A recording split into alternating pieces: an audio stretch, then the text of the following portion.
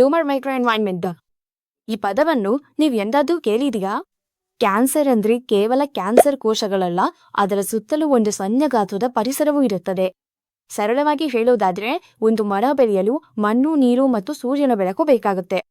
ಅದೇ ರೀತಿ ಕ್ಯಾನ್ಸರ್ ಕೋಶಗಳಿಗೂ ಕೆಲವು ಪೂರಕ ವ್ಯವಸ್ಥೆಗಳ ಅಗತ್ಯವಿರುತ್ತದೆ. ಅವೇ ರಕ್ತನಾಳಗಳು. ಕ್ಯಾನ್ಸರ್ಗೂ ಕೂಡ ಆಮ್ಲಜನಕ ಮತ್ತು ಪೋಷಕಾಂಶಗಳ ಅಗತ್ಯ ಬಹಳ ಇರುತ್ತದೆ. ಅದಕ್ಕಾಗಿ ಈ ರಕ್ತನಾಳಗಳು ಸಹಾಯ ಮಾಡ್ತವೆ. ರೋಗ ನಿರೋಧಕ ಕೋಶಗಳು. ದೇಹದಲ್ಲಿನ ಈ ಕೋಶಗಳು ಹೆಚ್ಚಾಗಿ ಕ್ಯಾನ್ಸರ್ ಅನ್ನು ಕೊಲ್ಲಲು ಬಳಕೆಯಾಗ್ತವೆ. ಆದರೆ ಕೆಲವು ಬಾರಿ ಈ ರೋಗ ನಿರೋಧಕ ಕೋಶಗಳು ಕ್ಯಾನ್ಸರ್ ಕೋಶಗಳನ್ನು ರಕ್ಷಿಸುತ್ತವೆ. ಆನಂತರ ಫೈಬ್ರೋಬ್ಲಾಸ್ಟ್. ಈ ಫೈಬ್ರೋಬ್ಲಾಸ್ಟ್ ಒಂದು ಪೂರಕ ವ್ಯವಸ್ಥೆಯಂತೆ ಕ್ಯಾನ್ಸರ್ ಕೋಶಗಳ ಸುತ್ತಲೂ ಕೆಲಸ ಮಾಡ್ತದೆ. ಆ ನಂತರ ರಾಸಾಯನಿಕ ಸಂಕೇತಗಳು. ಈ ಸಂಕೇತಗಳು ಏನ್ ಮಾಡ್ತವೆ ಅಂದ್ರೆ, ದೇಹನ ಇತರ ಭಾಗಗಳಲ್ಲಿ ಕ್ಯಾನ್ಸರ್ ಕೋಶಗಳನ್ನು ಮತ್ತೆ ಸಕ್ರಿಯಗೊಳಿಸಲು ಸಹಾಯ ಮಾಡುತ್ತವೆ.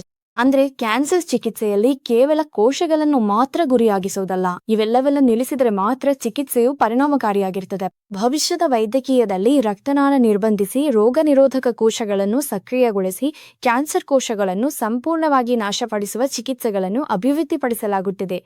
ನಾಗೇಶ್ವರ ಆಯುರ್ವೇದಿಕ್, ನಿಮ್ಮ ಆರೋಗ್ಯ ಸಮಸ್ಯೆಗಳಿಗೆ ನಮ್ಮ ಪರಿಹಾರ.